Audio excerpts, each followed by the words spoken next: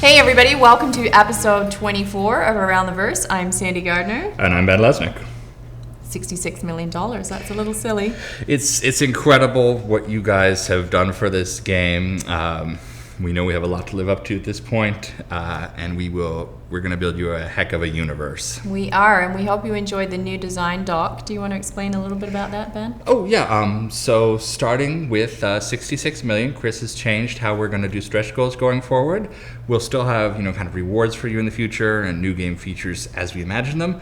But with the specific $1 million goals where he writes his letter, we're going to share a more in-depth vision for how Star Citizen works. And we kicked that off last week with a presentation on how multi-crew ships are going to work, how you man the different stations, how one person can theoretically control multiple stations, but also about our philosophy that more people working together is more fun. Because, you think about your famous sci-fi series, Firefly had a crew of people working together. The Millennium Falcon, that was Han and Chewie and Luke in the turret. We want to get that experience in Star Citizen. So loners are welcome, and teams are going to have a lot of fun too. What's your biggest ship? My biggest ship is the 890 Jump, which I put in my account as a test when we were trying to figure out some of the we were trying to prevent people from kind of robo-buying them during the sale. So it's still on my account. I need to take it off before somebody catches me. Nice.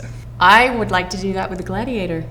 Yeah, well, you can now do that, as the Gladiator is, theoretically, in the patch that has just come out.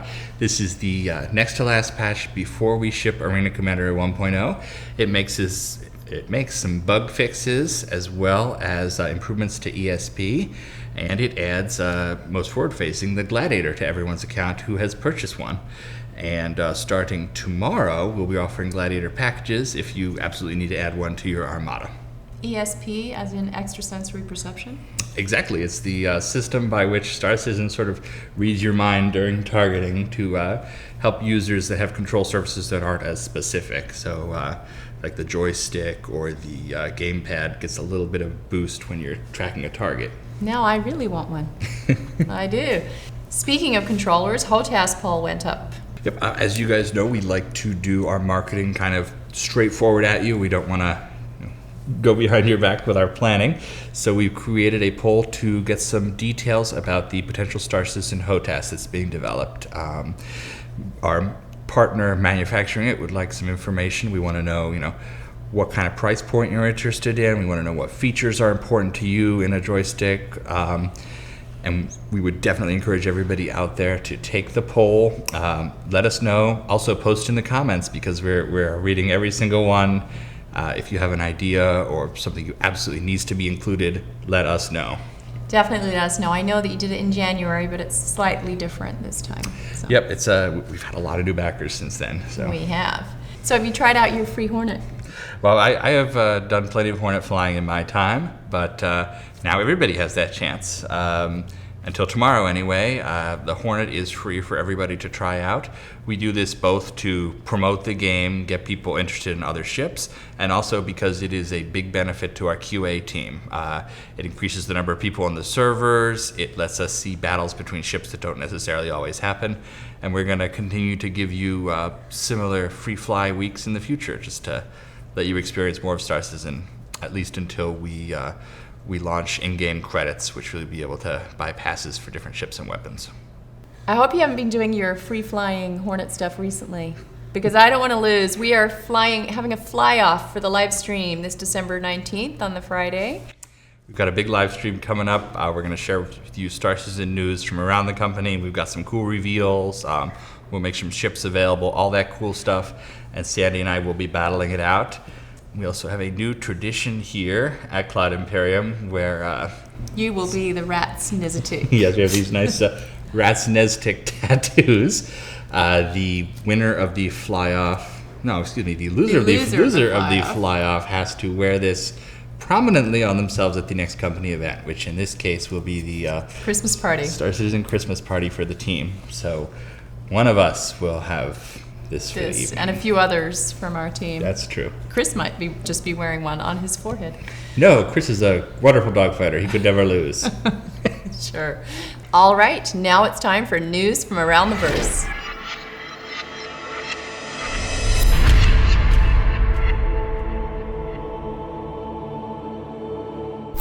Let's do this module by module, kicking off with Arena Commander.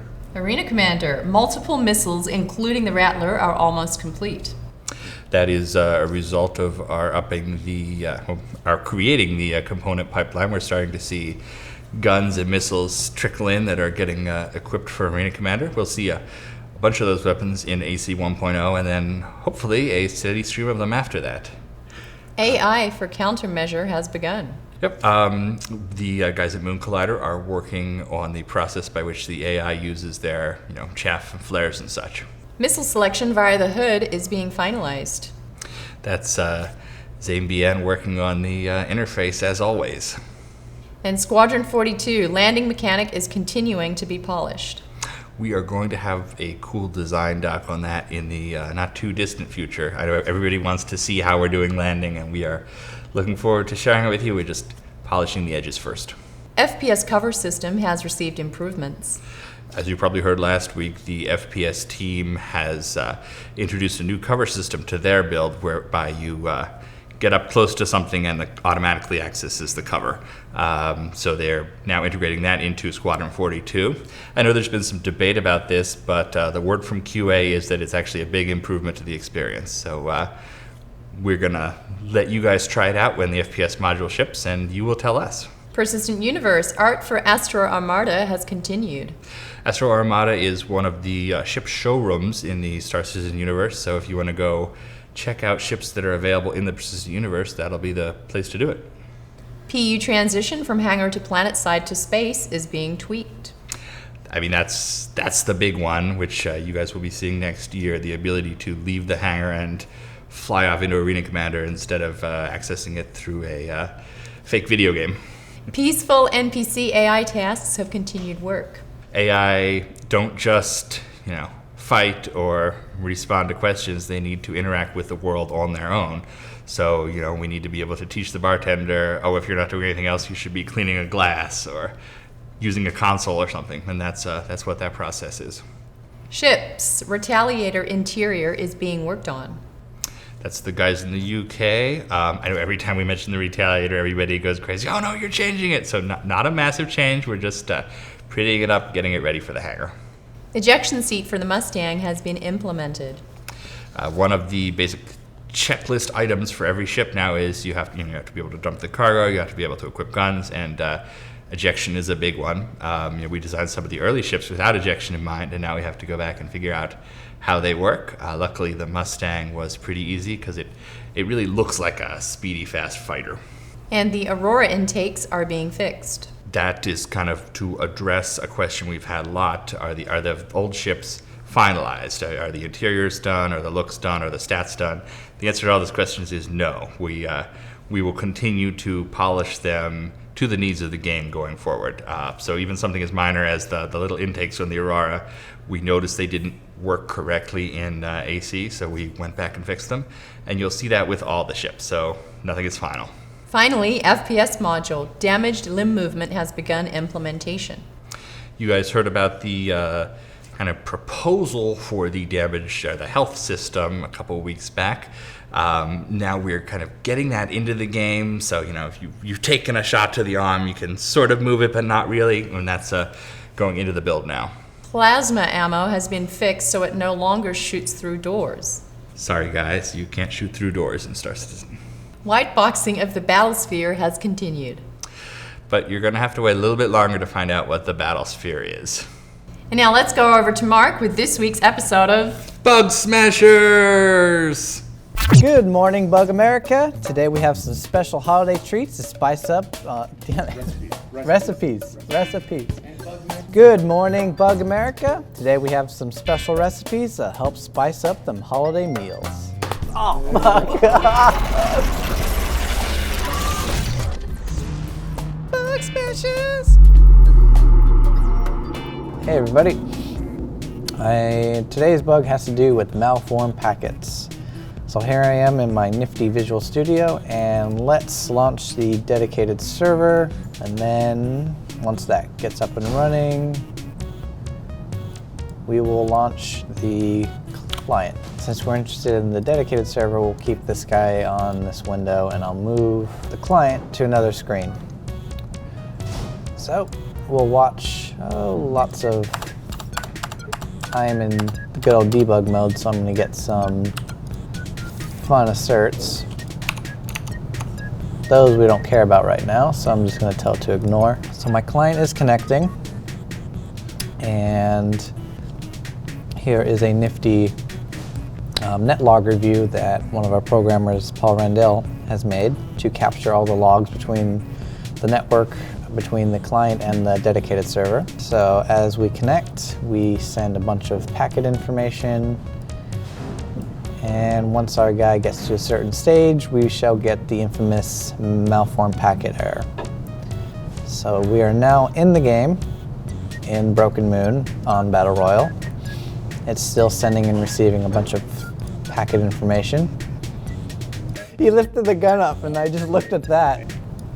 Everything from physics to entity information.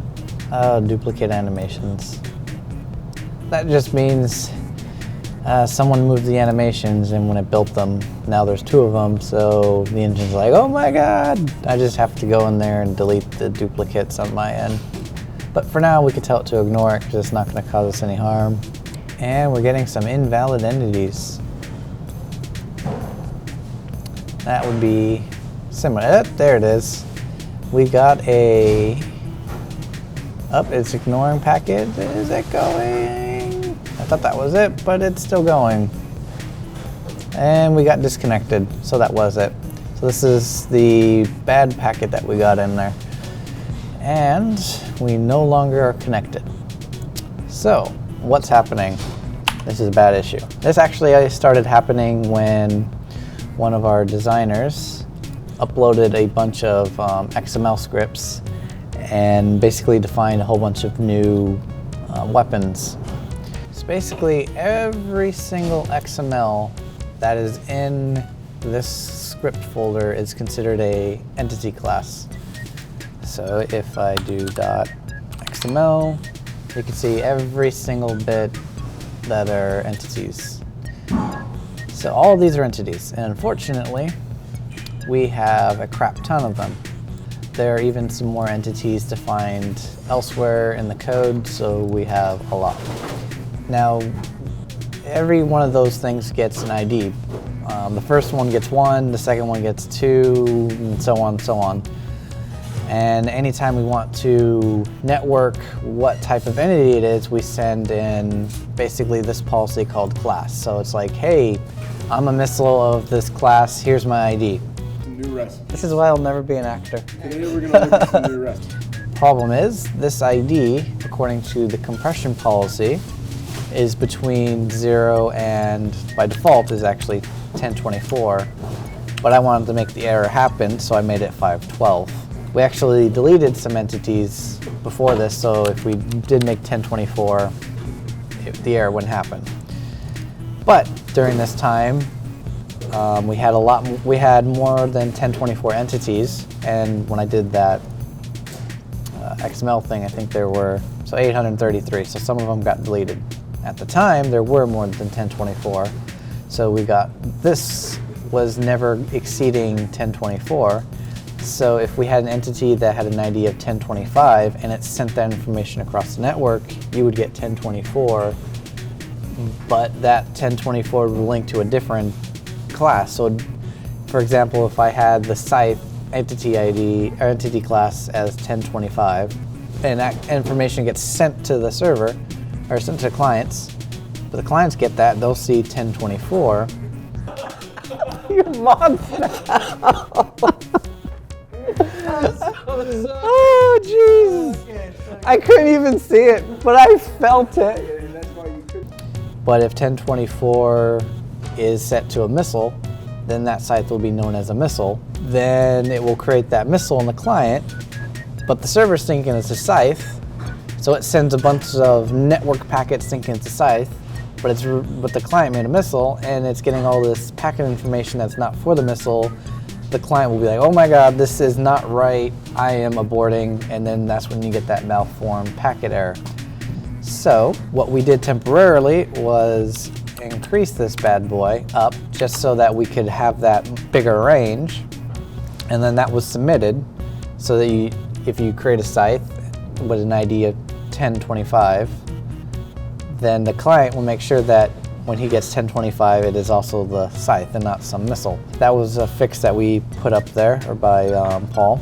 And then we went through a bunch of her XMLs and deleted them so that we only had 833 instead of the over 1024. And that was a fun little error. And this file basically defines a bunch of other compression policies that, depending upon what you're doing, it will clamp or only send so much information to and from the server and the client.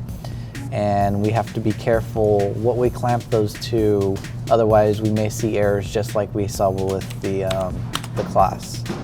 So there you have it. Today's fun little bug had to do with networking and the woes that it brings.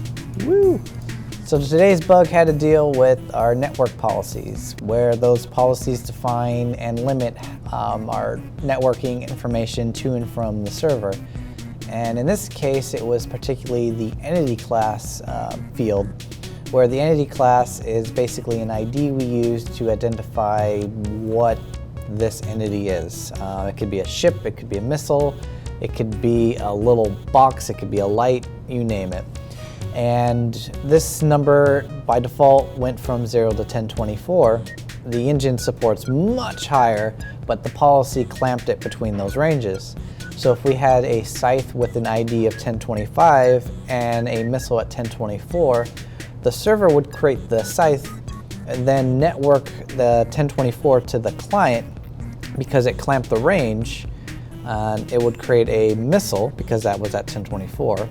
So now we have the server that has a Vandal scythe with the entity ID being, the class being 1025, but the client has a projectile with the same entity ID, but the class ID is 1024. So when we start sending positional information or information that's unique to that particular entity, the other entity does not handle that information, and then you get a malformed packet because it's like, oh my god, this data doesn't make any sense to me, this is bad. So you end up getting disconnected from the server. We found out, or I should say Paul found out, that we're exceeding this limit, so he upped the limit to 2046 or 2048. And then sometime later, a couple of our designers actually went and deleted a couple entities that we're no longer using, so it actually brought down the number to about 866. It's actually a little bit higher because the code defines new entities, but it's about 800 to 900 now. So now we can connect to our multiplayer servers without disconnecting, and we can have a lot more entity types if we need to. And that's today's unfortunate network woes of the week. Thank you very much, Mark. He does a fantastic job on this stuff. It's so beyond my understanding. Now it's time to go over to Will for this week's MVP.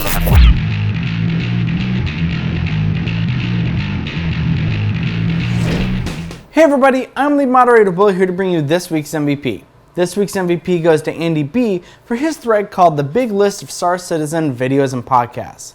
In it, he links a whole bunch of Star Citizen videos that's great for new backers. And he also links a lot of fan-created podcasts. He also separates them by language, so it's helpful for everybody. So thank you very much, Andy B. You're this week's MVP.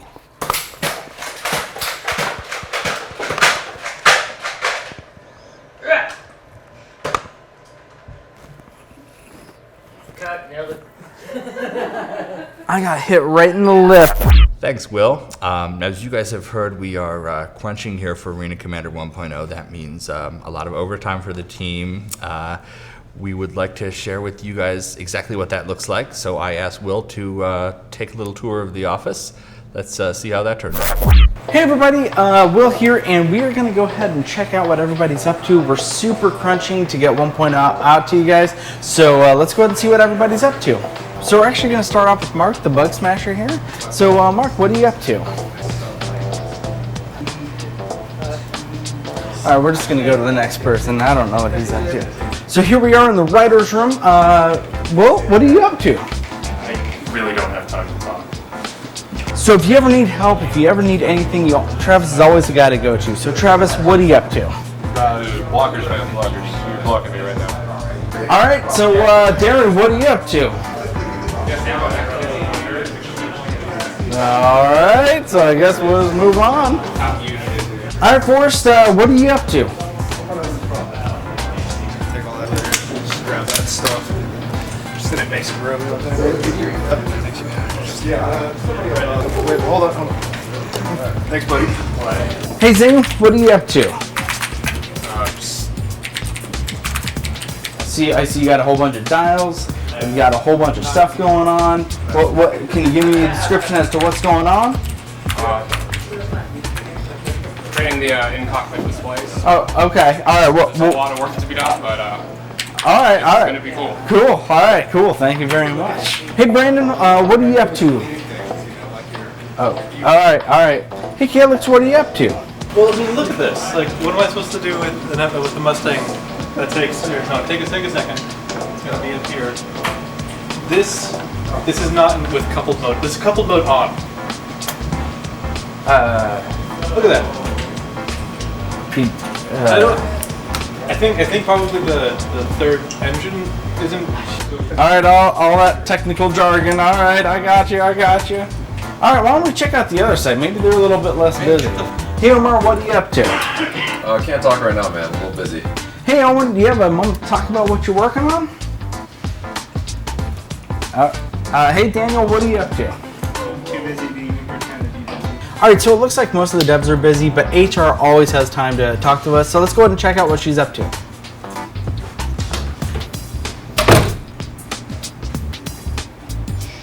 All right, so I guess everybody's really too busy to talk. We're really crunching trying to get 1.0 out. So I guess I'll just go back to my desk.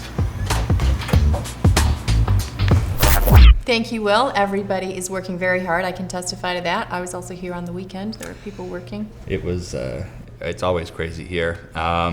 We've had a lot of people who ask, what is Crunch? What does it do to the team? Are you guys just working all the time, always? And we're going to answer those in a new piece we're putting together now, kind of showing you how our work happens, that you can look forward to that in an upcoming ATV. Nobody's burning out, put it that way. Yes, we're here because we love it, is the short answer to all those questions. Also, they feed us. They feed us. Here's James with writer William Wiesssbaum. Thanks, boss. I'm here with writer Will Wiesssbaum. Will, how you doing? Doing great. How are you? Pretty good. Good to be here. It's gonna be weird. I'm gonna smell my hand now. Wow. Was... why would you do that? There's a lot of cameras and I'm nervous. First of all, did I say your last name correctly? My last Will Wiesssbaum. Wiesssbaum. Yeah. I kept saying Weisenbaum. Weisenbaum? Yeah. No. Wiesssbaum, it translates to white tree in German. So It's beautiful. yeah, it's a lovely name. A proud heritage. So why don't you go into a little bit about what you do here? What is it that you do here? I am a writer. I write and I help come up with lore, narrative, fiction, all of it, from scripts that are being worked on now for Squadron 42 and Persistent Universe, to some of the random blurbs and paragraphs you read on the website, to the short stories that come out on, the news updates that come out on Tuesday, brochures, everything in it. Also, what you didn't give yourself credit for is you were the one who wrote the M50 commercial. I did. That was one of the first pieces I got to do when I came aboard CIG, and it was a lot of fun because it was a great excuse to watch a lot of Top Gear at my desk as work. But that turned out fantastic. And all credit to John and Chris, the cinematic team, for really making that amazing. So. Yeah, that's probably still my favorite piece of video we have. Oh, thank you. So, good job, man. Yeah. You want to get in some questions? No. Okay. Let's keep chatting. All right. Let's hang. No questions. Okay, cool. First question comes from Rubity. Currently, ship names in Star Citizen don't have any system or logical creation. Can you see a connection between Star Citizen lore, storytelling, and naming ships? What is your perspective on how ships should get their names? There is a system, or at least we try to have a system when it comes to naming ships. Now, first off, a lot of this stuff was named before I came aboard. I didn't come on, join CIG till March. So anything before that, I wasn't quite privy to the process. But now, with the recent run of starter ship surveys and stuff that Dave and I talk to Ben, and we kind of put our heads together and think about, all right, what's a fun role in the universe? And we talk to the designers to see, what the need is. And then once we kind of have that, we look at which company needs another ship or which doesn't need another ship, or who does this role fit best with. And then once we have that, we try to come up with a name that really embodies what the spirit of the ship is going to do. And that's how it works now. So I do think there is a method. And the interesting part is, like, the variants usually have a theme for their names. Yeah, like the Cutlass. It has red and blue. The theme is color. No, but red for an ambulance and blue for kind of the cop car makes sense. I thought it was Johnny Walker. The Cutlass has been aged for 50 years in a barrel. All right. Next question comes from Ironhawk.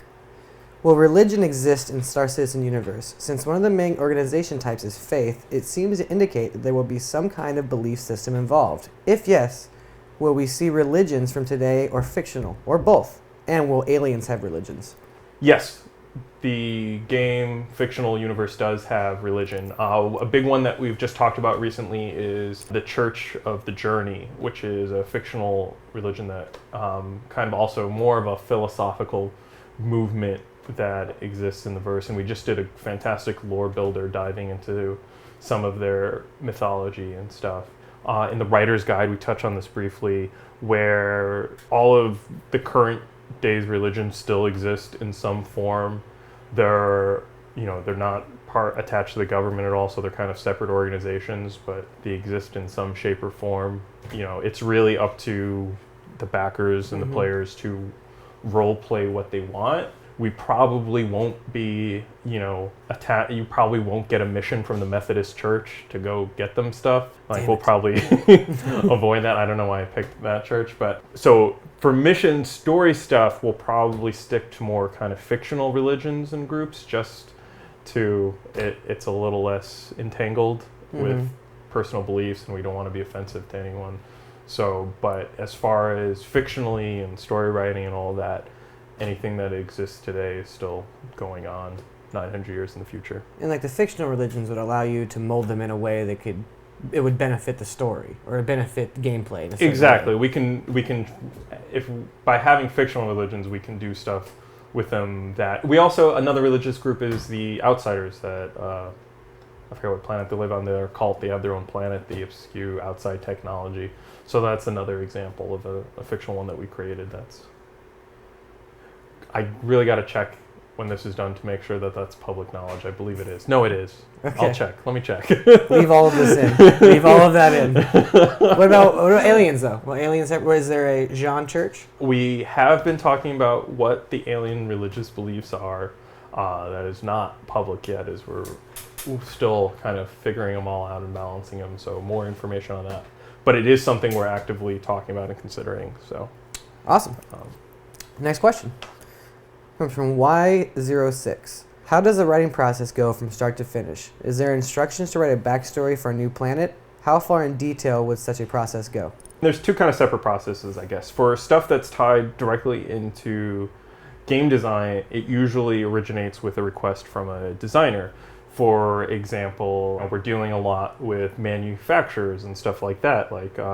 We want a new gun, and this gun is kind of different than all the other guns, so we want to assign it to a new manufacturer. And what is this manufacturer? And we've been helping come up with style guides for that. So it all kind of really, we want to ground it in what you're going to be able to do in the game. And that's where a lot of stuff starts, because if we can think of a million different things, but if it doesn't line up with what your actual experience is going to be, it's going to feel weird. So we always want to make sure that we start from a place of talking with design and figuring out what you're going to see so that the lore can support it and make it better. And then on the other half of it, for stuff that's a little more looser, like the news updates and the overall stories, for that we kind of look at the bigger narrative and try to pick out pieces that we feel we want to explore more or bring up the emotions with, or if there's kind of questions on the forums that people are asking, we kind of look for there and try to formulate a story idea that we can kind of take advantage of that. So usually once we have the core idea, Dave and I and whatever designers are involved will kind of figure out the highlights as a group, and then either Dave or myself will sit down and pound out the first draft, and then we usually share it again between Dave and I and get it to where we're happy with, and then we share it with design again for final approval. And Chris is usually coming at that point to kind of look at it and make sure that it's all kosher before we send it out to you, the backers. Sweet. Seems like a long process. No, it takes about 10-15 minutes. No, I know you're lying. Next question comes in from Greers. How do the writers at CIG keep everything straight and not accidentally contradict each other? Is there an internal wiki? There is an internal wiki. We have documentation where we get a lot of stuff. The website is kind of a living form of documentation as well. There's a better, and we need to get better about this, but there's a bunch of stuff that we put out on the site that isn't carried over onto our internal wiki and vice versa because we have secret stuff. So basically every time I write, I do a ton of research to double check everything. Dave's amazing. He has most of the stuff down pat and memorized because he thought of most of it, so it's kind of living in his head. He's crazy. For me, I have to do a little more research to line up. And we do make mistakes here and there, and we try to be very careful about it. Someone just caught on the forums that date that we put on during the sales week, one of the dates we put on a photo didn't line up with when it was actually manufactured. I think it was in the Banu Merchantman. There was freelancers floating around in the background, but freelancers hadn't been manufactured by the date we had put on it. And so that was something that slipped through. And we went back and fixed that. There's a lot, and we're trying to work. When the Galactopedia gets up and running, that'll be as a valuable resource of information to us on our end as it is to all of you out there, because it is kind of sprawling, and a lot of times we're creating stuff so fast. Documentation is a very big problem in video games in general, because in order to really create good documentation, you have to spend a lot of time in organizing that information, and that's time that you could be spent creating new stuff. So it's always that kind of give and take of, it's like a policeman doing paperwork, being stuck at his desk and being grumpy about it, like he should be out there stopping criminals, but instead he has to fill out this paperwork. So sometimes it feels like that to kind of do, but it's very important and necessary. Now I just have an image in my head of Haddock just at his desk, pounding away and just being how he's too old for this stuff. He's got a bottle of scotch right next to him. He's 1 week away from retirement. At all times. Personally, I'm starting to get the hang of it a little more, so maybe there's some things I'm more comfortable with, but we have a ton of corporations, ton of manufacturers, a whole timeline. So I always want to refer back to that, to being, this lines up with our organization of dates. It makes sense for this planet to have that. Oh, right, the showroom is on this planet, so I should do it over there. So double checking all that kind of stuff. We're going back through, actually, we're in the process right now of working with the art team to kind of reorganize the manufacturers and make them more streamlined as we're in the process of churning out more and more ship weapons and handheld weapons, and all those engines and all those kind of accessories are coming online as we head towards version AC V1. So we want to get a better handle on having manufacturers be like, that's clearly bearing. You can look at a gun and tell that's a bearing gun, and so part of that is good documentation so that all the various people working on it can understand who bearing is. So, and those types of decisions put you in design. Like, for example, I just saw you up in a meeting, and you were in there giving feedback on what one company's would do, what one company's thing would look like as opposed to another one.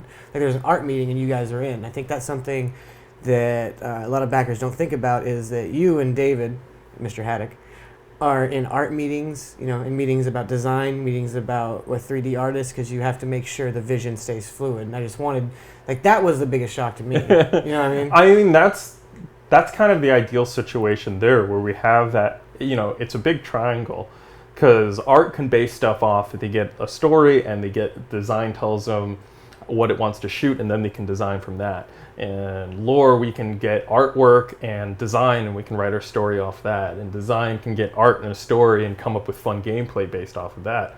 And it's really hard sometimes.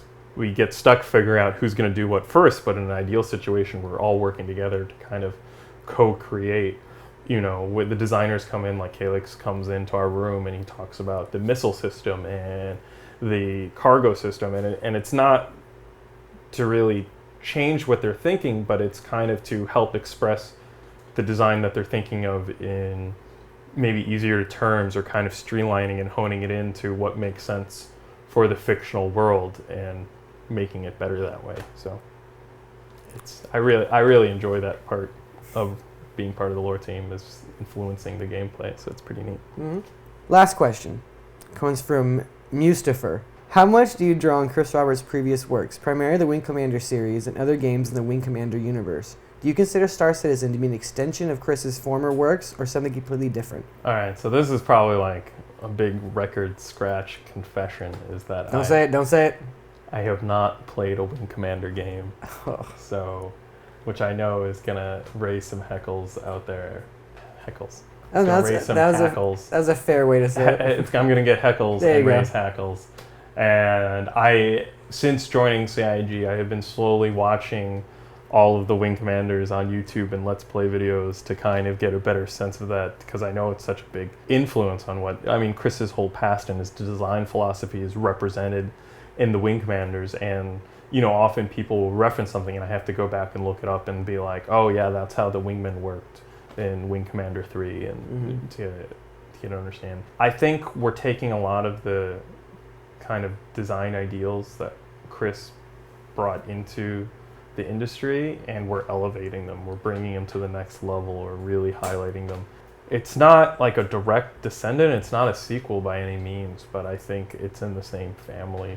Certainly, I think you can see the foundations there, but we're not like looking at the script from Wing Commander and trying to make it match up or anything. There isn't like any direct lines per se that we're trying to draw. You want it to be something new, but you also want it to feel like a Chris Roberts game, correct? Yeah, it's definitely 100% something new, but because Chris is so passionate, is so involved with every aspect of the game, it can't help but feeling like a Chris Roberts game. And I think that's kind of what's awesome about the team here, is everyone's kind of commitment to his vision. Mm-hmm. All right, man. Well, thank you so much for coming on. It's been a pleasure. It's been a pleasure. Did you have fun? I wouldn't call it fun. I had something for sure. No, I really enjoy getting the chance to come on Around the Verse, and mainly because then I get to watch myself on Around the Verse in a few days. So really, you can watch yourself? You don't? I still can't watch me, because if I do, I'm like, man, that guy's an idiot. All right, well, thanks. Back to you guys. Thanks, guys. Always a pleasure to see our writers. And Ben, what did you choose for this week's art sneak peek? Why, you'll just have to check it out.